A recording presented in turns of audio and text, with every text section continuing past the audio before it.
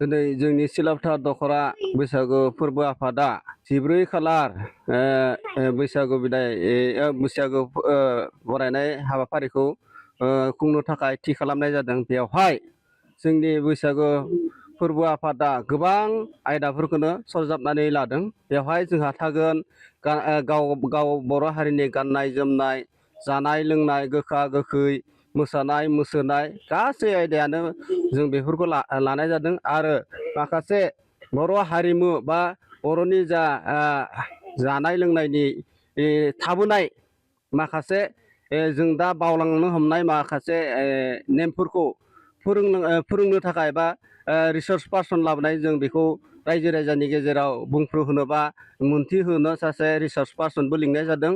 बेखायनो बेवहाय जोंनि सिलापथार दखरानि सिङाव थानाय मोनफ्रोम गामिनि मोसाखावरि, मेथाइ खननो रोंग्रा, खुगा मेथाइ खननो रोंग्रा, गोदान मेथाइ खननो रोंग्रा, दामग्रा देग्रा जेसेबां गोरोंफोर दङ बिथांमोनखौ जों बे हाबाफारियाव बाहागो लानो थाखाय खावलायबाय। आरो लोगोसेयैनो गाव गावनि हारिनि गाननाय जोमनाय बे ड्रेसखौ गाननानै जेन बयबो बाहागो लागिरिफोरा बाहागो लाफैयो। बेखिनिखौनो आं बुंबाय। जोङो आरो गले गले गोखा गोखैजों बेदर थागोन, अनला ओंख्रिजों दाउ बेदर थागोन, बेफोर गासैबो थाजोबगोन। आरो बर'नि जा GI मोननाय आयदा बेबो एसे एसे थागोन, बारा नङा। नेमखौ फालिनाय बायदि, मानो होनोबा जोंहा GI मोननाया नङाबा उनाव ओरैनो थागोन। जोंहा माइब्रा बिदै, जुमाय सेरेब बेफोरथ' GI मोनखाजोब्बाय नालाय बेखौ जों थोजासे होनो हानाय नङा। थेवबाबो एसे नेमनि बायदिल' जों खालामनांगोन। बेखायनो जाय रायजोफोरा फैनो गोसो दङ, माने फैथारनांगौ होननानैसो खावलायगोन, फैनो गोसो थानायजों जानाय नङा।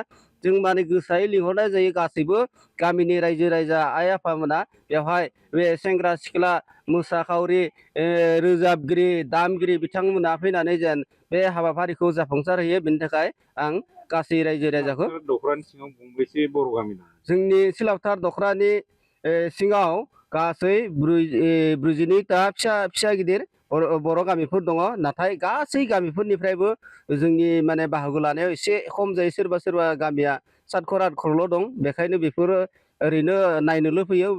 बे मोसानाय रंजानाय बेफोरबायदि हाबाफारियाव बा दामनाय देनाय हाबाफारियाव बाहागो लाजोबनो हाजोबा। थेवबाबो जोंखौ हेफाजाब होफैयो। माने बेबायदि मेल मिटिं बा बैसागु बराय आयदा बा बैसागो बिदाय आयदा बेफोराव बिथांमोना जोंजों हेफाजाब होफैयो।